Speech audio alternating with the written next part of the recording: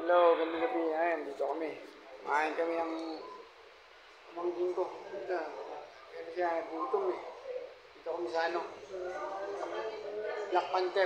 Ay, Black Pinoy pala. Hindi pala sa Caloocan to. Black Pinoy. Pagkakainom. Ayan, nakubos kami ng 4 na Red Doors eh. Ayan, ano kami, 4 na Red Doors. Tagdalawa kami.